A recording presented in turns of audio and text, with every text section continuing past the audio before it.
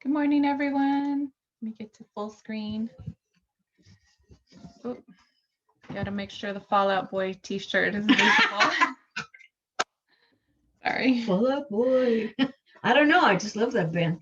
I'm cultivating love, and Anne has Fallout Boy. Today we went with the graphic t-shirts. We're feeling the 90s. Hi, everyone. My name is Lynn Wood. I'm a student services assistant at East Los Angeles College. This is my partner, my wife, my Anne. Hello. And I'm in this virtual world. Today's Tuesday. Thanks for joining us. We had a long holiday weekend. Woo! Welcome to the start of the spring semester. We're still in this virtual world, perhaps for a little bit yet. I said welcome. It's Tuesday. Yeah, here's my email address. Let me give that out before I forget. Your hair looks so cute. Thank you. It's Wood CL. It's WOOD. C as in cat, L as in Larry at elac.edu.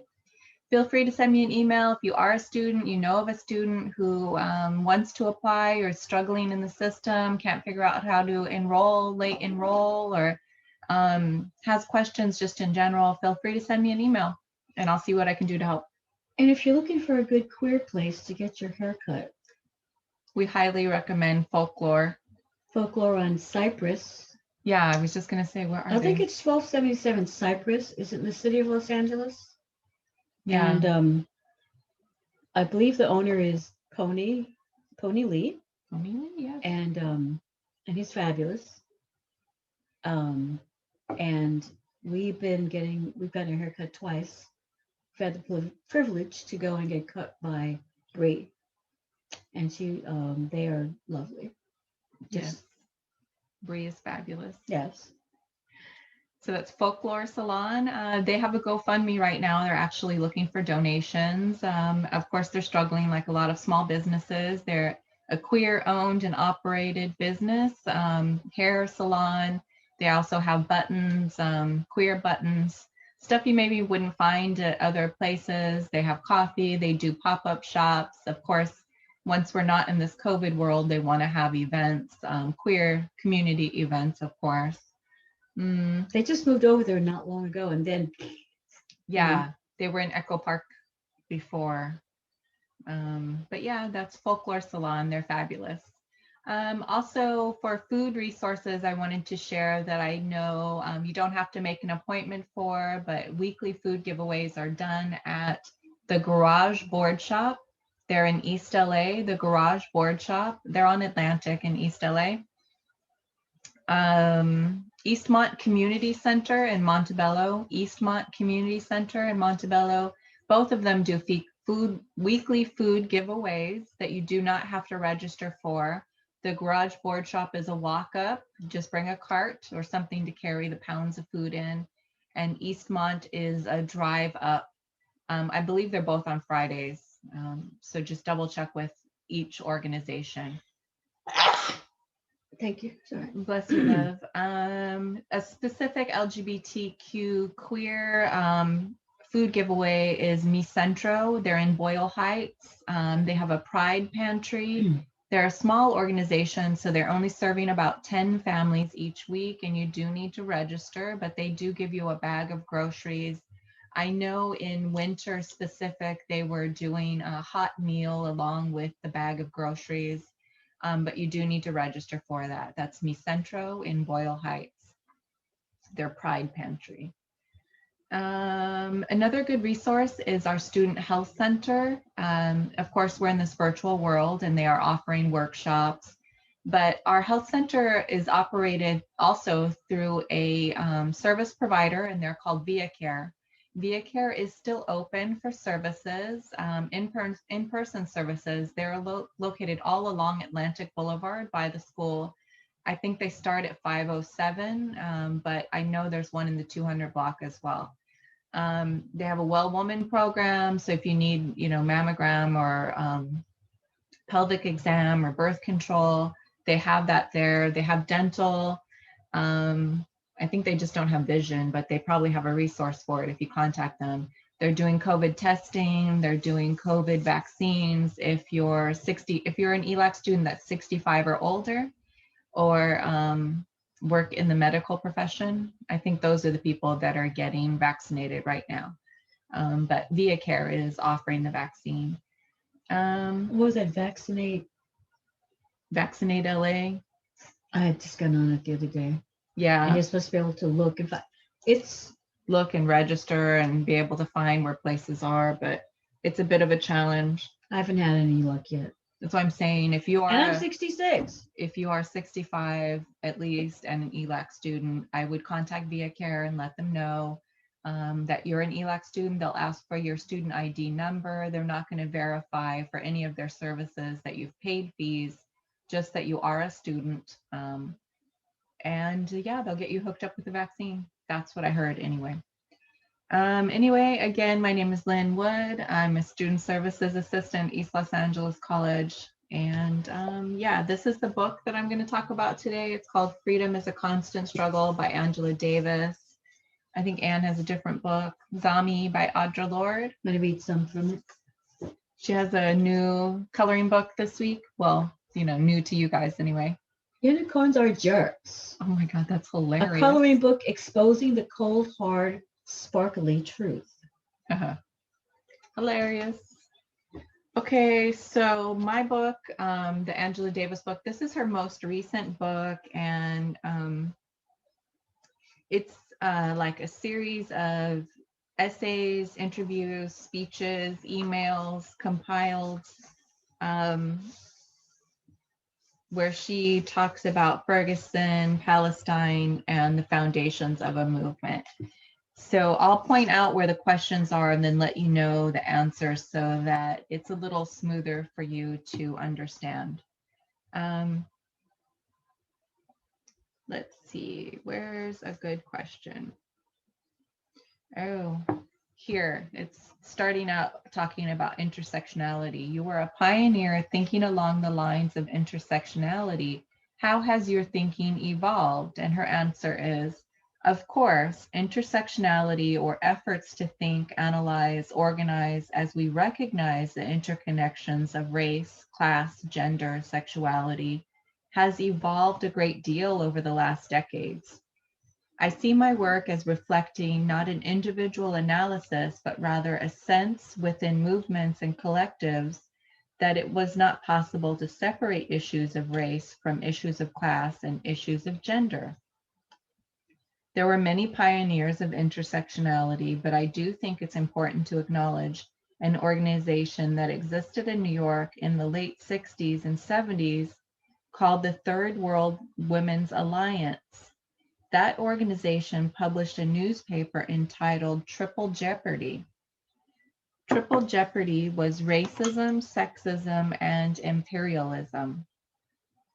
Of course, imperialism reflected as an international awareness of class issues.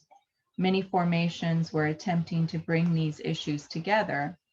My own book, Women, Race, and Class, was one of many that were published during that era, including, to name only a few, This Bridge Called My Back, edited by Gloria Anduelza and Sherry Moraga, the work of Bell Hooks and Michelle Wallace, and the anthology All the Women Are White, All the Blacks Are Men, but Some of Us Are Brave, Black Women's Studies.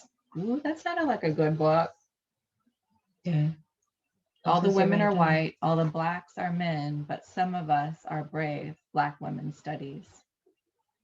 So behind this concept of intersectionality is a rich history of struggle, a history of conversations among activists within movement formations and with and among academics as well.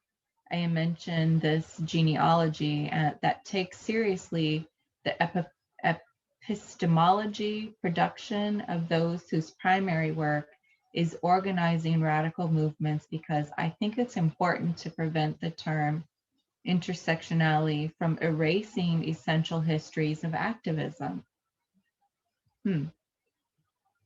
There were those of us who, by virtue of our experience, not so much by virtue of academic analysis, recognized that we had to figure out a way to bring these issues together. They weren't separate in our bodies, but also they are not separate in terms of struggle. I think that what is most interesting today, given that long history both of activism and all the articles and books that have been written since then, what I think is most interesting is the conceptualization of intersectionality, of struggles. Initially, intersectionality was about bodies and experiences, but now, how do we talk about bringing various social justice struggles together across national borders? So we were talking about Ferguson and Palestine. How can we really create a framework that allows us to think these issues together and to organize around these issues together? It's interesting to me. I'm not quite sure what she's saying. I think she's trying to say that it's always existed. It just didn't have a name. They didn't know to call it that, but they've always acted this way. They didn't have the language, The academic language for it. what do you call it? Anyway, they didn't have the language developed for it yet. You know, like when you're a kid and you don't know how to say, well, yeah, I'm a dyke. You know, you don't know what to you don't have the language developed for it and the thinking. Okay, the next question says, we went to New York for the Russell Tribunal on Palestine session. We tried to get support from Native Americans and the Black movement, but it proved very hard. We were 800 people in the audience, maybe 5% were people of color. And her reply says, but you can't simply invite people to join you and be immediately on board, particularly when they were not necessarily represented during the earlier organizing process. You have to develop organizing strategies so that people identify with a particular issue as their issue. Mm. This is why I was suggesting in response to the question about Michelle Alexander that these connections need to be made in the context of the struggles themselves. So as you are organizing against police crimes, against police racism, you always raise parallels and similarities in other parts of the world. And not only similarities, but you talk about the structural connections, what the connection between the way the US police force train and are armed and Israeli police and military. So when you popularize that, encourage people to think about that. And then it says in a global way. She says exactly. This is one of the reasons I think so many people began to identify with the struggle against apartheid in South Africa. It wasn't a sense of, oh, we have to lend solidarity to these people over there in South Africa. It was because they began to see that we have a common connection. Mm-hmm. If that's not created, no matter how much you appeal to people, no matter how genuinely you invite them to join you, they will continue to see the activity as yours, not theirs. So the next question says, it's crucial to make this connection, right? For people to understand that we are all neighbors, because otherwise that's when racism starts. When people think along the line that a Black person doesn't have the same genes as a white one. And she says back, one of the things I've been thinking about in relation to the need to diversify movements in solidarity with Palestine is that the tendency to approach issues about which one is passionate within a narrow framework. People do this whenever their concerns are. People do this whatever their concerns are, but especially with the Palestine solidarity movement. My experience has been that many people assume that in order to be involved with Palestine, you have to be an expert. So people are afraid to join because they say, I don't understand, it's so complicated.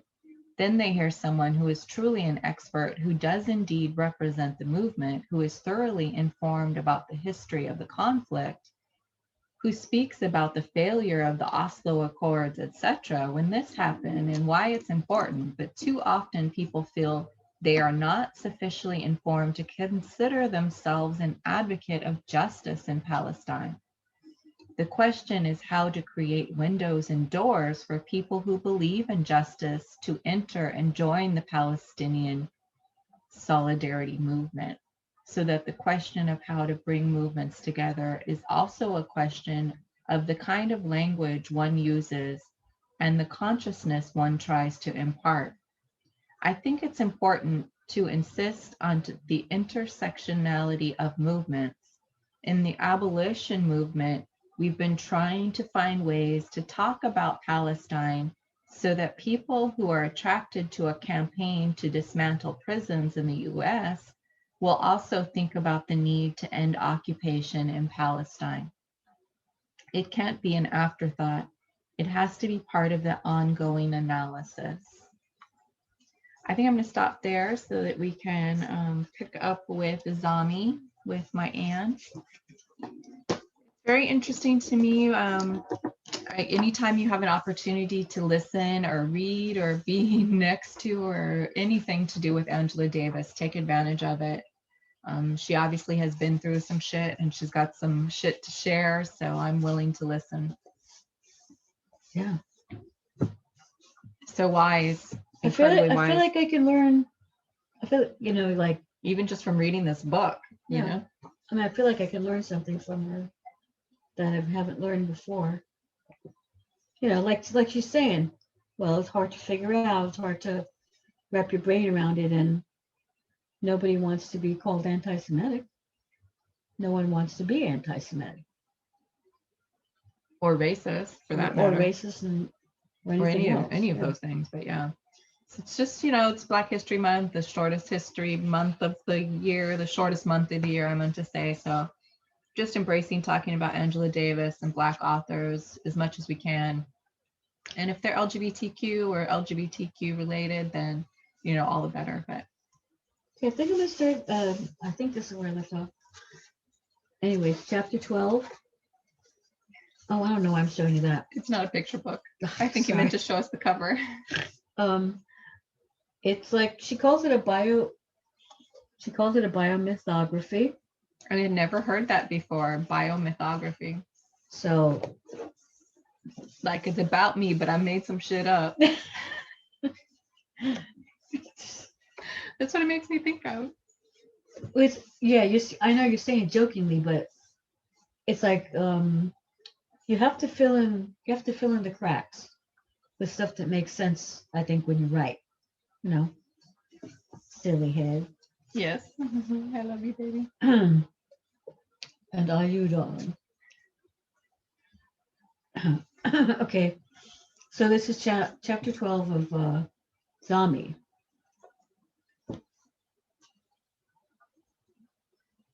At home, my mother said, remember to be sisters in the presence of strangers.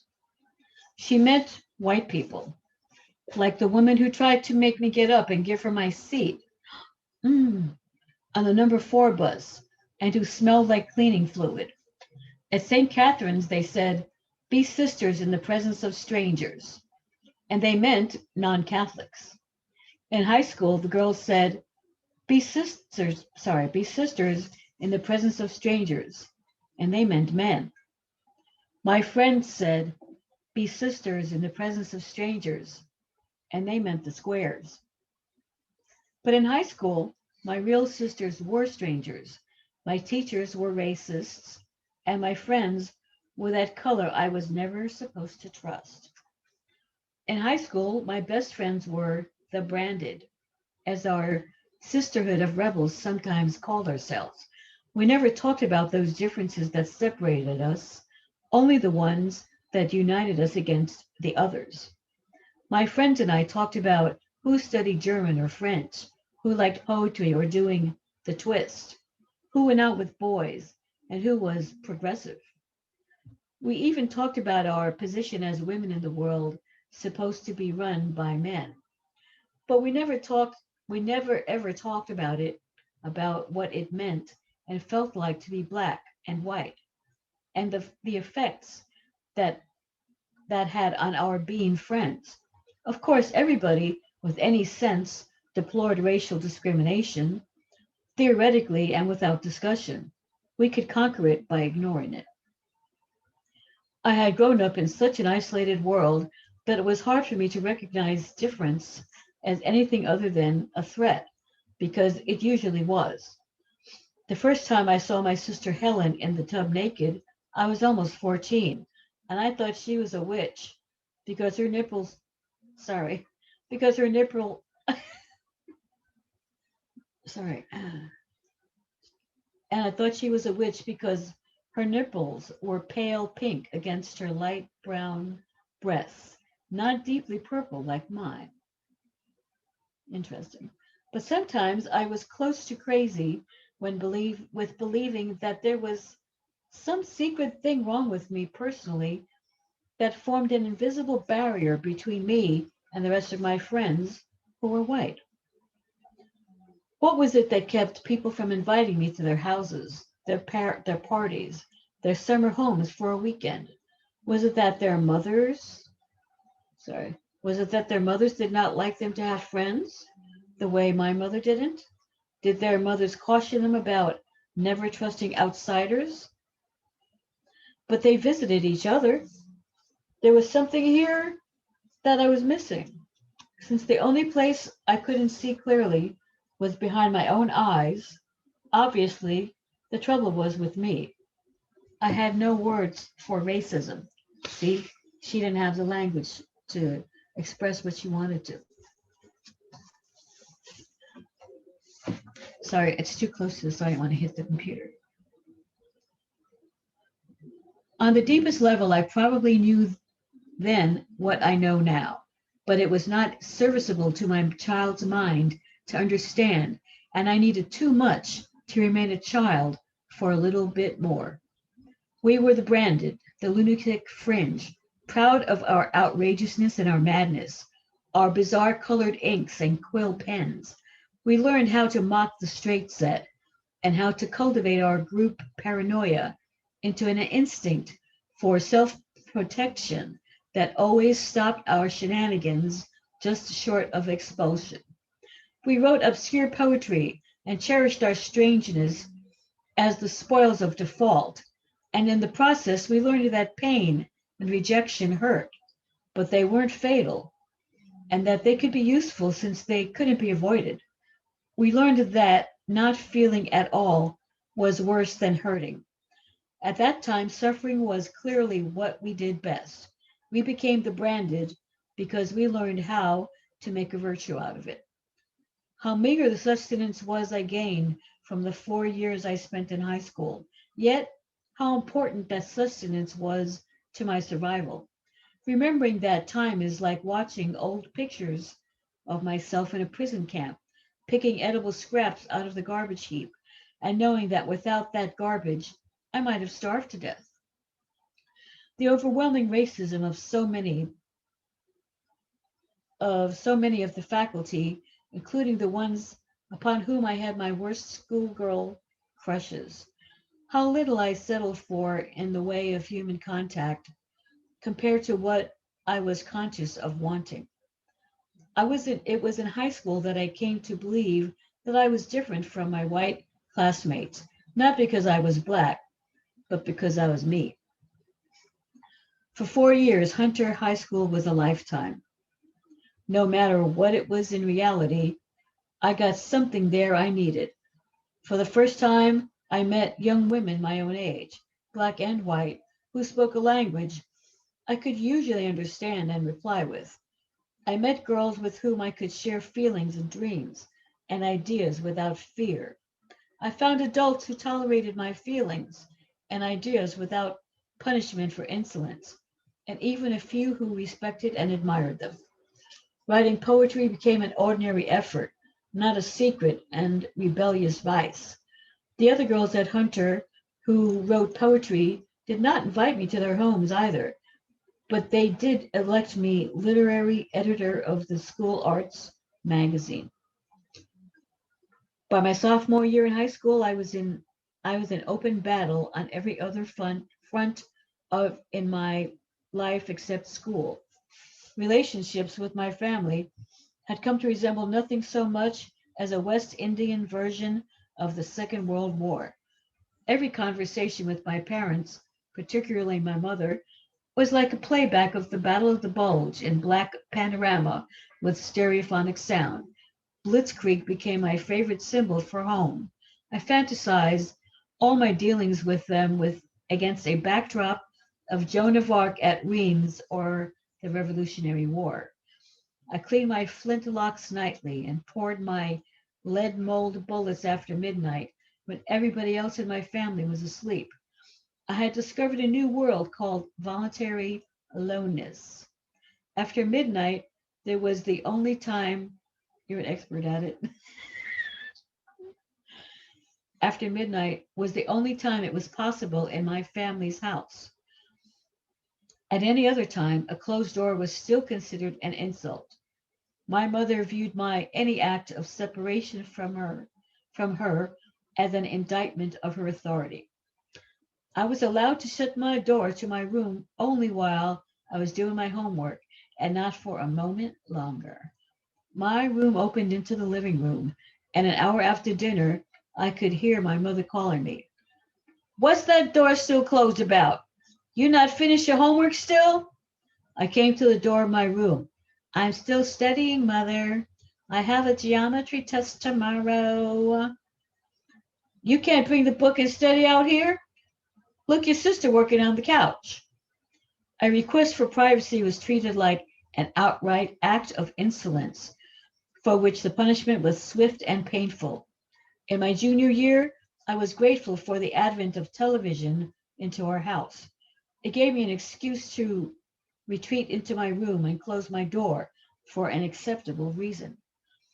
When I finally went to bed, scenes of violence and mayhem peopled my nightmares like black and white pepper.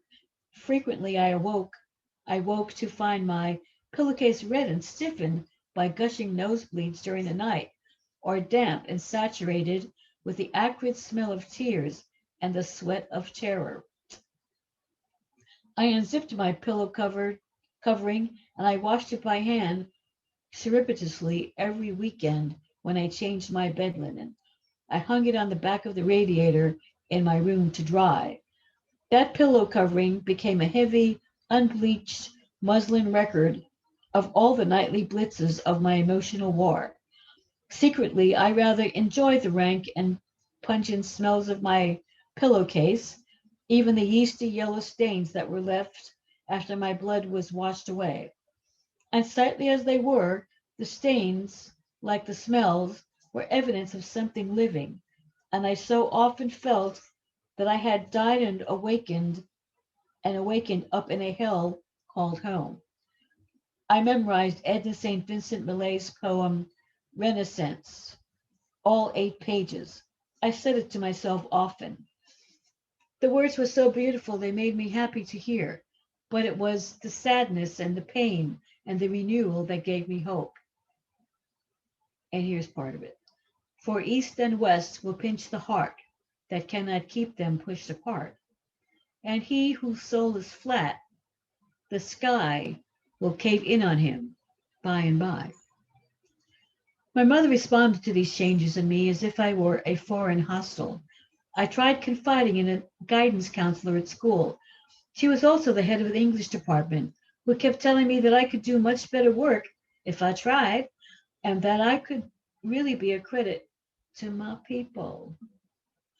Ooh. Are you having trouble at home, dear? How did she know? Maybe she could help after all. I poured my heart out to her. I told her all my unhappiness. I told her about my mother's strictness and meanness and unfairness at home, and how she didn't love me because I was bad and I was fat, not neat and well behaved like my 2 older sisters. I told Mrs. Floughton I wanted to leave home when I was 18 or go away to school, but my mother didn't want me to go. I think she just didn't want her to have more fun than she was having. The sounds of traffic outside the window on Lexington Avenue grew louder. It was 3:30. Mrs. Floughton looked at her watch.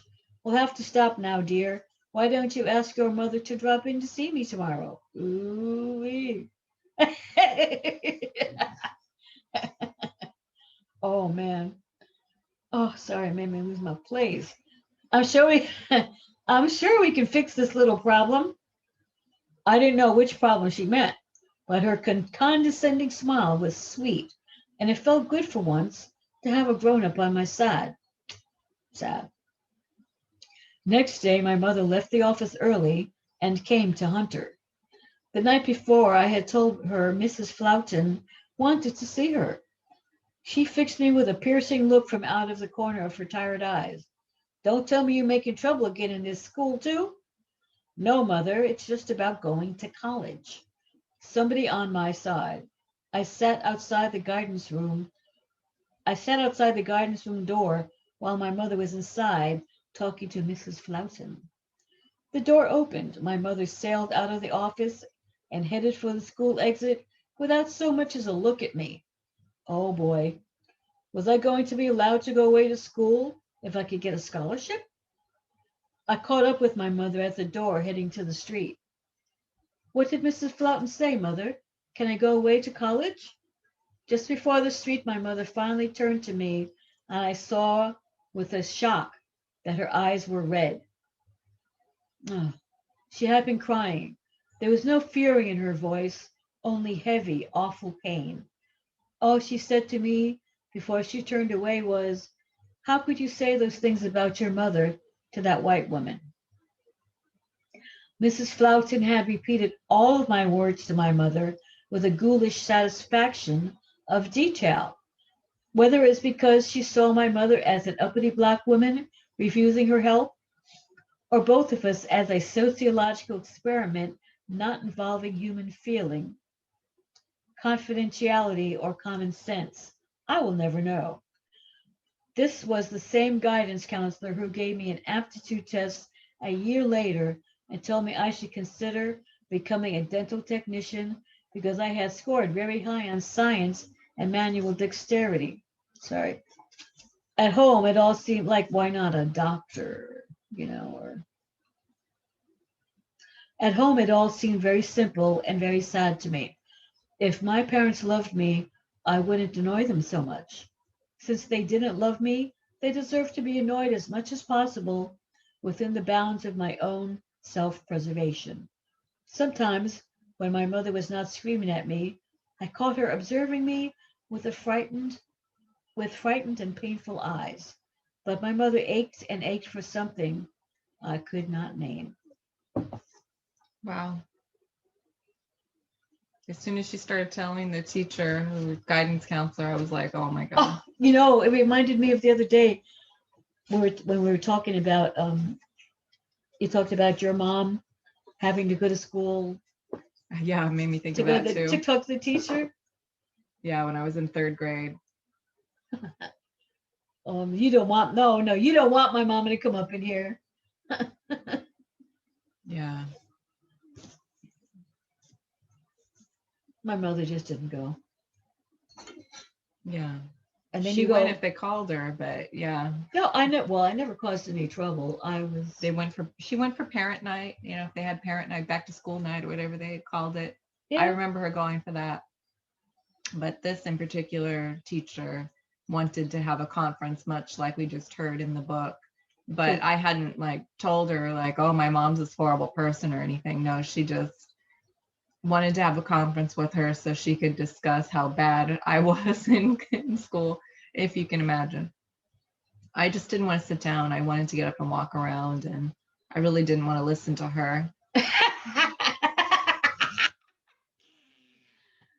Oh, you're awful. Yeah. Well, I had nuns. The first 5.5 years. Yeah. You did not know. Well, you didn't do that. Yeah. Anyway. Thank you so much for tuning in today. It's Tuesday, still Tuesday. Yeah, I finished my coffee too. It was really good. Yeah, we read from Angela Davis, Freedom is a Constant Struggle, and Zami by Audre Lorde. Yeah. Two good books. Don't forget it's Black History Month. If you can do anything to support Black folks. You know what though? She's an excellent writer. Oh gosh, yeah, She I has could such sit and a listen to she this has all such an day. understanding of This one is a little more, you got to break it down in sections and really chew on what you just heard. And the Zami though is more like I could just sit and listen to that. yeah, but she's really a very good writer. I Oh, mean, so talented. It's like no question. yeah. You go be a dental hygienist. Can you imagine? Which is, don't get me wrong, I love a great dental hygienist. Oh yeah. You really I mean, yeah. you really need someone. There's a at talent it. there, but you Yeah, have to and have a it- passion for it. they gotta and like it, yeah. obviously she was meant to be a writer. And Anywho, and everything else she's done. yeah. Well, yeah. Not a dental hygienist, but I hope you're safe and warm wherever you are. Thank you for tuning in. Again, my name is Lynn Wood. I'm a student services assistant at East Los Angeles College. My email is woodcl@elac.edu. Feel free to send me an email. Fallout Boy over here is my wife, Anne. Yeah, thank you for tuning in. Take care. See you next week. Bye-bye. I like that. Bye-bye. Thanks for reading today, babe.